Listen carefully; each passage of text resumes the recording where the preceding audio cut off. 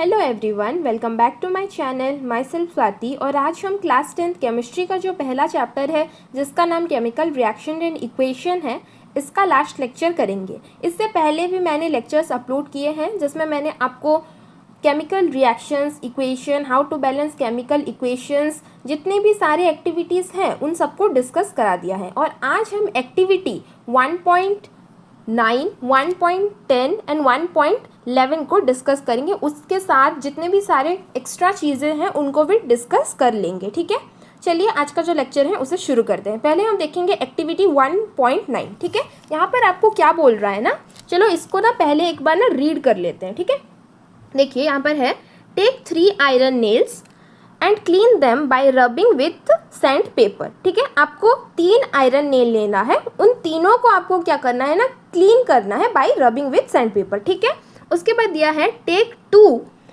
Test tube, mark as A and B, in each test tube take 10 ml copper sulphate solution. आपको उसके बाद क्या लेना है, आपको लेना है 2 टेस्ट ट्यूब। वहाँ पर आपको क्या करना है ना, वहाँ पर आपको ऐड करना है 10 ml copper sulphate solution.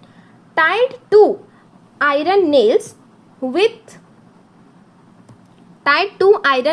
a thread and immerse them carefully in copper sulfate solution in test tube B for 20 minutes.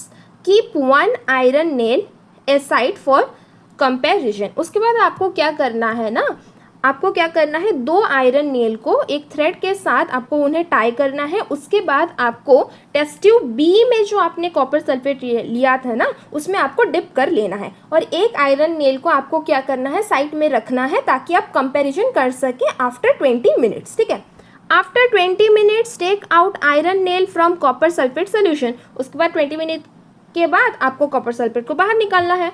Compare the intensity of blue color copper sulfate solution in test tube A and B। उसके बाद आपको क्या करना है, test tube A में जो copper sulphate solution है और टेस्ट ट्यूब B में जो कॉपर सल्फेट सोल्यूशन है उनको कंपेयर करना है।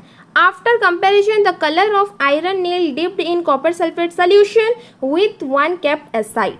ठीक है, उसके बाद आपको कंपैरिजन करना है। यहाँ पर क्या होगा ना, जो कॉपर सल्फेट सोल्यूशन का जो कलर होता है, जो इनिशियल कलर होता है कॉपर सल्फेट सोल्यूशन का, वो क्या होता है, ब्लू होता है। बट आफ्टर 20 मिनट्स जब हमने कॉपर सल्फेट सोल्यूशन में आयरन को डिप कर दिया, यहाँ पर क्या लिखा है, after 20 minute the colour of copper sulphate solution in test tube is light green. जब हमने आयरन नेल को कॉपर सल्फेट सोल्यूशन में डिप कर दिया, वो कौन सा कलर बन जाता है, ब्लू से, वो ब्लू से बन जाता है लाइट ग्रीन। ठीक है, the colour of the iron nail turn silver to brown after this activity. Sorry, यहाँ पर नेक्स्ट क्या एक चीज़ हमें नोटिस करना है, जो आयरन नेल जो पहले सिल्वर था वो कौन से कलर में चेंज हो जाता है, जब हम उसे कॉपर सल्फेट सोल्यूशन में डिप करते हैं वो चेंज होता है ब्राउन कलर में, वो चेंज हो जाता है। ऐसा क्यों होता है, यहाँ पर देखिए, ये बहुत ही ज़्यादा इंपॉर्टेंट है। Iron displace copper from its position because iron is more reactive than copper, that's and the colour of the copper sulphate solution change. उसके वजह से ही जो कॉपर सल्फेट सोल्यूशन का कलर है वो चेंज हो जाता है। क्यों, क्योंकि आयरन जो है कॉपर को डिस्प्लेस कर देता है उसके पोजीशन से। मतलब आयरन जो है कॉपर सल्फेट सोल्यूशन से कॉपर को डिस्प्लेस कर लेता है और बनाता है आयरन सल्फेट सोल्यूशन, और कॉपर जो है ये बाहर निकल जाता है। This is an example of displacement reaction. ये किसका एग्जाम्पल है, ये है एग्जाम्पल एक डिस्प्लेसमेंट रिएक्शन का। ठीक है, आपको समझ में आ गया होगा। हम चलिए चलते हैं अब हमारे जो नेक्स्ट एक्सरसाइज है उसकी ओर। देखिए, ये है एक्टिविटी 1.10। क्या है, ये है एक्टिविटी 1.10। यहाँ पर आपको क्या करना है, take about 3 ml of sodium sulfate solution in a test tube. In another test tube, take 3 ml of barium chloride solution. ठीक है, mix the two solution. What do you observe? आपको क्या करना है, एक टेस्ट ट्यूब में आपको लेना है solution of barium chloride। ठीक है, और एक टेस्ट ट्यूब में लेना है आपको containing solution of sodium sulphate. आपको क्या करना है, सोडियम सल्फेट और बेरियम क्लोराइड जो है उन दोनों को क्या करना है, मिक्स कर लेना है। उसके बाद आपको वो क्या फॉर्म करके देंगे, वो आपको देंगे sodium chloride and barium sulphate. ठीक है, यहाँ पर एक चीज़ जो इम्पोर्टेंट है, ये जो है क्या है वो, कि a white precipitate is form called barium sulphate immediately. जब आप सोडियम सल्फेट और बेरियम क्लोराइड को मिक्स करोगे तो वो क्या देंगे, sodium chloride and barium sulphate. ठीक है, वहाँ पर क्या होगा, इमीडिएटली ना, इन दोनों रिएक्शन के बाद इमीडिएटली एक वाइट कलर का प्रेसिपिटेट फॉर्म होगा, जैसे कि हम बोलते हैं बेरियम सल्फेट। ठीक है, the white precipitate of barium sulphate is form by the reaction of SO4 minus and Ba2+। ठीक है, इन दोनों के रिएक्शन के वजह से ही जो है ना बेरियम सल्फेट फॉर्म होता है। ठीक है, दूसरा हम देखते हैं, after 10 minutes the white precipitate become colourless. But 10 minutes के बाद ये वाइट प्रेसिपिटेट किस में कन्वर्ट हो जाता है, एक कलरलेस सब्सटेंस में कन्वर्ट हो जाता है। और ये एक एग्जाम्पल है डबल डिस्प्लेसमेंट रिएक्शन का। ठीक है, यहाँ पर आपका एक्टिविटी 1.10 खत्म होता है। हम नेक्स्ट स्लाइड में पढ़ेंगे एक्टिविटी 1.11 को। ठीक है, चलिए ये देखिए, ये है एक्टिविटी 1.11। यहाँ पर क्या है ना, ये पूरा एपरेटस है कि आपको क्या क्या करना है। आपको लेना है एक चाइना डिस्क, एक बर्नर, ठीक है, एक वायर गेज, ट्राइपॉड स्टैंड। ठीक है, यहाँ पर देखिए क्या करना है, heat a china dish containing about 1 gram copper powder. ठीक है, व्हाट डू यू ऑब्जर्व, यहाँ पर आपको क्या करना है, एक चाइना डिश में क्या करना है, आपको चाइना डिश में लेना है कॉपर पाउडर, उसको बर्न करना है। तो वो क्या फॉर्म करके देगा, वो फॉर्म करके देगा copper oxide. The surface of copper powder became coated with black copper oxide. ठीक है, जो सरफेस होता है ना कॉपर पाउडर का, वो किससे कोटेड हो जाएगा, एक ब्लैक कलर कॉपर ऑक्साइड से कोटेड बन जाएगा। ठीक है, यहाँ पर देखिए, it is an example of oxidation as well as combination reaction. यहाँ पर आप देख सकते हो कि कॉपर ने रिएक्ट किया ऑक्सीजन के साथ और फॉर्म किया कॉपर ऑक्साइड को। ये क्या है, कॉपर का यहाँ पर ऑक्सीडेशन भी हो रहा है और कॉम्बिनेशन रिएक्शन भी टेक्स प्लेस कर रहा है, इसीलिए ये एक ऑक्सीडेशन रिएक्शन भी है और कॉम्बिनेशन रिएक्शन भी है। ठीक है, दूसरा जो इम्पोर्टेंट है, ये यहाँ पर क्या है, ये देखिए, if hydrogen gas is passed over copper oxide the black coating on the surface turn brown as the reverse reaction takes place and copper is obtain. अब फिर आपको क्या करना है, ये जो कॉपर ऑक्साइड जो फॉर्म हुआ है ना, कॉपर ऑक्साइड जो फॉर्म हुआ है, उस पर आपको क्या पास करना है, हाइड्रोजन गैस को पास कर देना है। उसके बाद आपको हीट कर देना है। ये जब ना हीट हो जाता है, वहाँ पर क्या होता है, कॉपर फिर से फॉर्म हो जाता है और वाटर जो है वो रिलीज होता है। ठीक है, वाटर जो है वो रिलीज होता है। ये क्या होता है, रिवर्स हो जाता है। मतलब यहाँ पर जो है कॉपर ऑक्साइड को जब हम हाइड्रोजन के साथ रिएक्ट कराएंगे तो वो हमें फॉर्म करके देगा कॉपर एंड वाटर। ठीक है, और जो सरफेस होता है वो किससे ये कोटेड हो, कौन से कलर का हो जाता है, जो सरफेस जो है वो ब्राउन कलर का हो जाता है। ठीक है, इस एक्टिविटी में हमें इतना ही डिस्कस करना था। ये एक्टिविटी यहाँ पर ही ख़त्म होता है।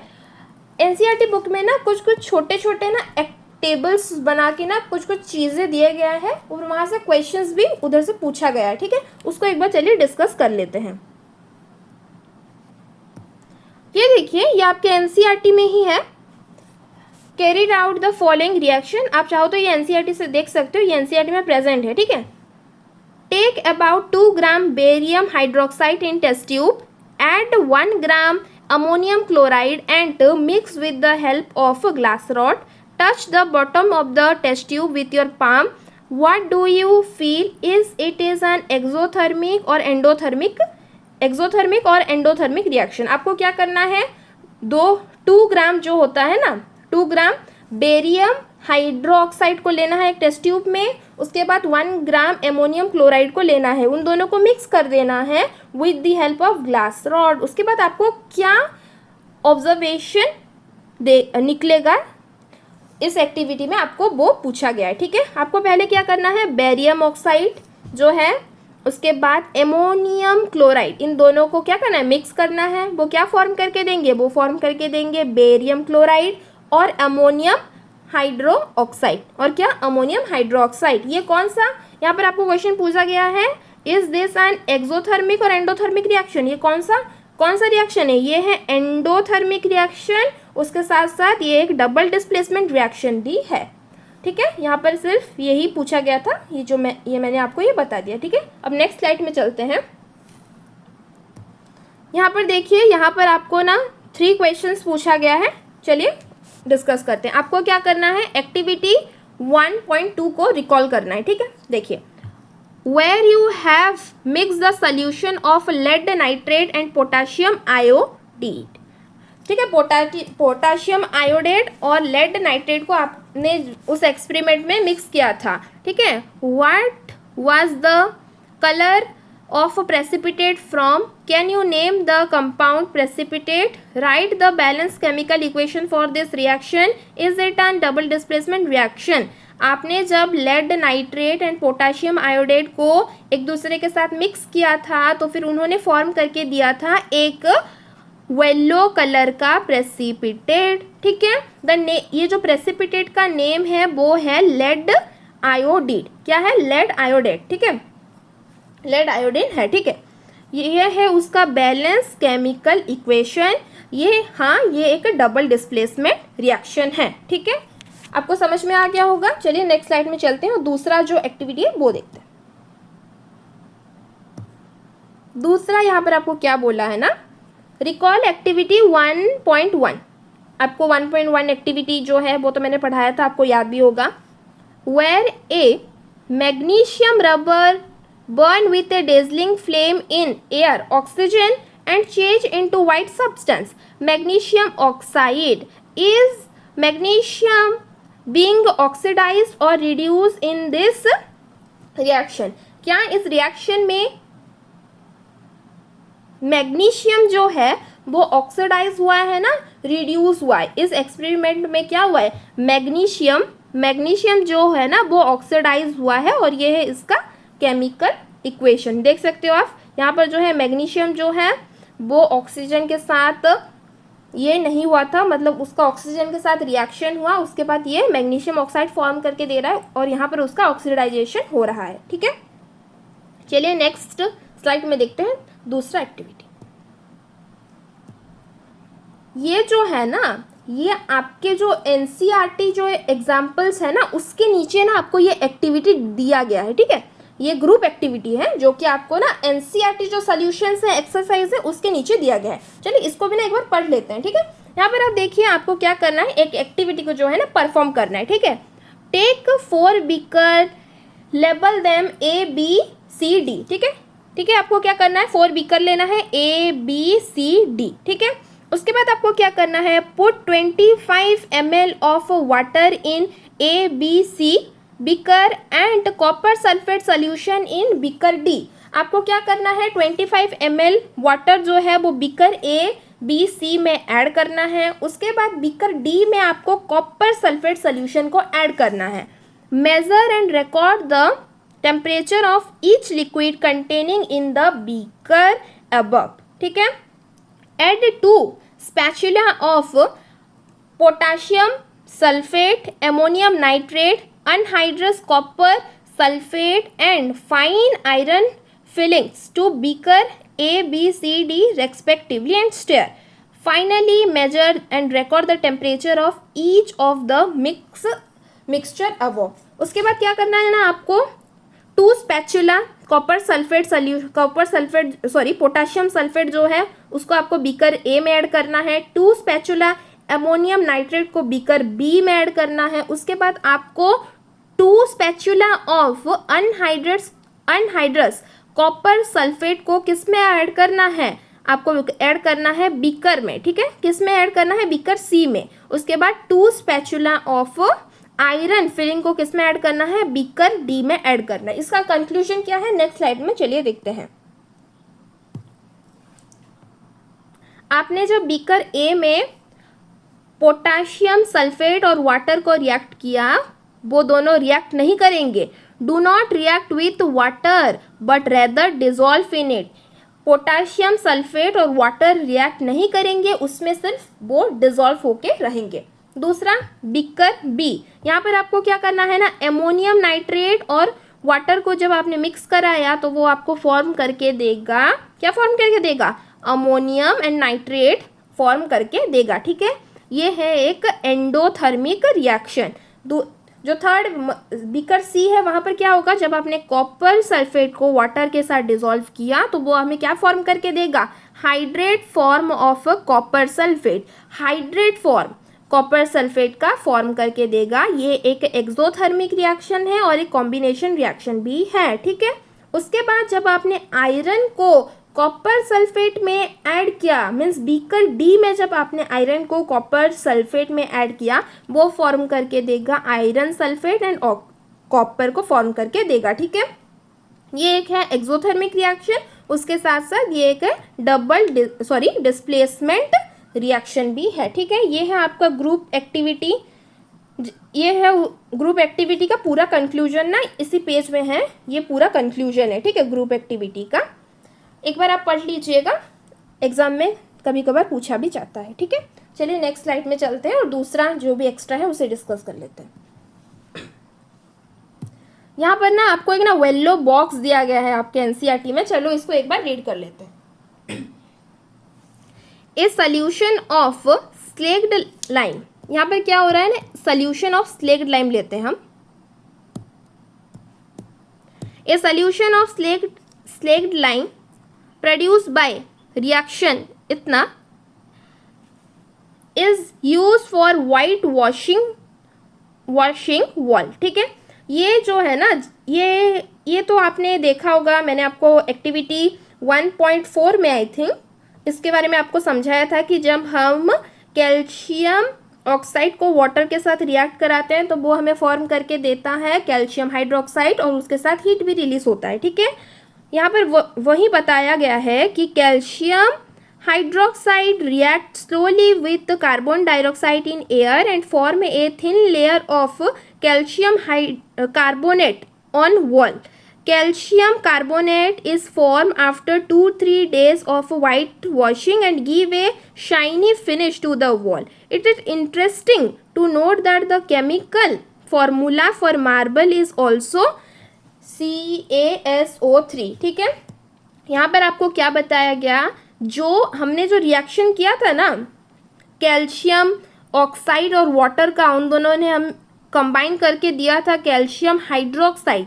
ये कैल्शियम हाइड्रोक्साइड को अगर हम कार्बन डाइऑक्साइड के साथ रिएक्ट कराएंगे तो वो हमें फॉर्म करके देगा कैल्शियम कार्बोनेट। क्या फॉर्म करके देगा, कैल्शियम कार्बोनेट। और ये ना वाइट वॉशिंग में, जब हम वाइट वॉशिंग करते हैं ना तब ना ये जो है कैल्शियम कार्बोनेट फॉर्म हो जाता है। जब हम वाइट वॉशिंग करते हैं 2-3 days ऑफ वाइट वॉशिंग के बाद ये कैल्शियम कार्बोनेट फॉर्म हो जाता है। उसके बाद ये हमें देता है एक शाइनी फिनिश देता है वॉल में। ठीक है, इस जो टेबल है, बॉक्स है, यहाँ पर इतना ही डिस्कशन किया गया है। चलिए नेक्स्ट स्लाइड पे चलते हैं। ये ना आपके एनसीईआरटी में दिया गया है, एक इम्पॉर्टेंट लाइन है, चलो इसका एक बार पढ़ लेते हैं। ठीक है, decomposition of calcium carbonate to calcium oxide and carbon dioxide on heating is an important decomposition reaction used in various industry. Calcium oxide is called lime or quicklime. It has many uses. One is in the manufacturing of cement. When a decomposition reaction is carried out by heating, it is called thermal decomposition reaction. इसमें आपको क्या बताया गया है, जब decomposition होता है ना कैल्शियम कार्बोनेट का, ये टूट के हमें क्या देता है, ये हमें देता है कैल्शियम ऑक्साइड और कार्बन डाइऑक्साइड। ये जो कैल्शियम ऑक्साइड है ये वेरियस इंडस्ट्री में यूज होता है और एक इम्पॉर्टेंट यूज इसका क्या है, इसका इम्पॉर्टेंट यूज है मैन्युफैक्चरिंग ऑफ सीमेंट में। ठीक है, ये जो पेज है, मतलब ये जो छोटा सा पैराग्राफ है, इसमें यही दिया गया है। ठीक है, चलो नेक्स्ट स्लाइड में चलते हैं। अब हम ना क्या देखेंगे, सबसे लास्ट टॉपिक इस चैप्टर का, ठीक है, जो कि है कोरोजन एंड रेंजिडिटी। मैं आपको एनसीईआरटी से ही रीड करा देती हूँ, देखिए। You must have observed that iron articles are shining when new but get coated with a reddish brown powder when left for some days. This process is commonly known as rusting of iron. Some other metals also get destroyed by this manner. ठीक है, यहाँ पर मैं आपको simply क्या बताऊँ कि आप ना अगर एक आयरन आर्टिकल को खरीद के लाते हो तो फिर वो क्या कर रहा होता है, जब नया होता है तो शाइनिंग कर रहा होता है, बट आफ्टर सम डेज वो कैसा बन जाता है, रेडिश ब्राउन, उसमें ना रेडिश ब्राउन ना पाउडर निकलने लगते हैं। ठीक है, दूसरा हम देखते हैं कि when a metal is attacked by substance around it such as moist, acids, etc. it is said to corrode and this process is known as corrosion. जब एक मेटल क्या कर लेता है, जब एक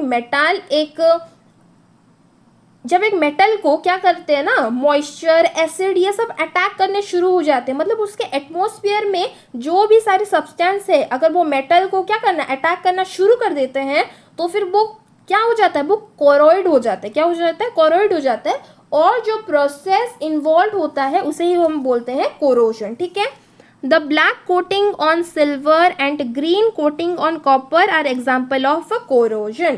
ठीक है, जो ब्लैक कोटिंग बन जाता है सिल्वर के ऊपर, ठीक है, और जो ग्रीन कोटिंग बन जाता है कॉपर के ऊपर, वो किसके एग्जाम्पल है, कोरोजन के एग्जाम्पल है। ठीक है, corrosion cause damage to car bodies,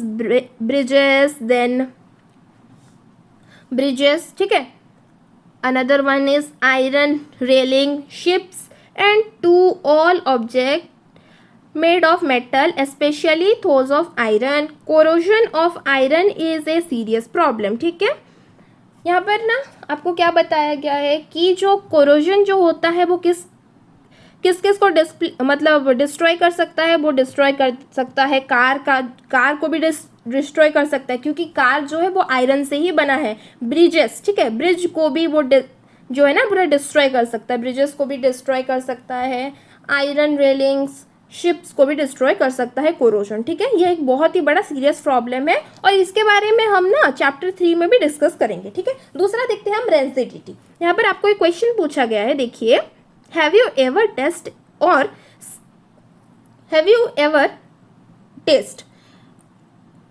the fat oil containing food material left for a long time. क्या आपने एक फैट और ऑयल कंटेनिंग फूड मटेरियल को कुछ टाइम के लिए बाहर रख दिया और उसके बाद उसको आपने क्या किया, टेस्ट किया, तो फिर कैसा लगता है वो, इसमें यही पूछा गया है। ठीक है, when fat and oils are oxidized they become rancid and their smell and taste change. Usually substance which prevent oxidation, antioxidants, are added to food containing fat and oil. Keeping food in airtight container help to slow down oxidation. ऐसा क्यों होता है, जब हम कुछ time के लिए अगर आपने ना चिप्स खाया और चिप्स को ना आपने खुला छोड़ दिया, ठीक है, उसके कुछ टाइम के बाद अगर आप वो चिप्स को खाओगे तो वो कैसा लगेगा, वो कैसा लगना शुरू हो जाता है, वो लगना शुरू हो जाता है ना थोड़ा, अगर वो सिकुड़ गया टाइप का लगता है वो, मतलब वो चिप्स में जो है ना, और वो जो क्रंची जो था वो चिप्स पहले, वो और क्रंची नहीं रहता, वो सिकुड़ जाता है ना। ऐसा क्यों होता है, क्योंकि जो फूड है उसका ना ऑक्सीडाइजेशन हो जाता है, उसका जब ऑक्सीडाइजेशन हो जाता है ना वो सिकुड़ना शुरू कर जाता है और उसका स्मेल जो है वो चला जाता है, उसमें जो ऑयल रहते हैं, फैट्स रहते हैं, वो भी और प्रेजेंट नहीं रहते। ठीक है, उसके लिए हमें बोला जाता है कि हमें ना फूड मटेरियल को एयर टाइट कंटेनर में रखना चाहिए, या तो हमें एंटीऑक्सीडेंट्स को डालना चाहिए ताकि हम ऑक्सीडेशन को प्रिवेंट कर सकें। ठीक है, ये था आपका पूरा क्लास 10th केमिस्ट्री का पहला चैप्टर। ठीक है, ये यहाँ पर ही कंप्लीट होता है। ठीक है, और कोई भी चीज़ें नहीं है आपको समझाने के लिए, मैंने आपको सब बता दिया। ठीक है, अगर आपको एनसीईआरटी सॉल्यूशन चाहिए तो आप बोल सकते हो, मैं आपको दे दूँगी। नेक्स्ट क्लास से जो हम है ना वो हम बायोलॉजी का जो पहला चैप्टर है लाइफ प्रोसेस उसको शुरू करेंगे, ठीक है। उसके बाद लाइफ प्रोसेस ख़त्म होगा तो फिर इसका जो नेक्स्ट चैप्टर है उसे शुरू कर देंगे, ठीक है। अगर आपको वीडियो अच्छे लगा हो तो please like share and subscribe to my channel. मिलते हैं नेक्स्ट क्लास में। Till then take care, tata bye bye.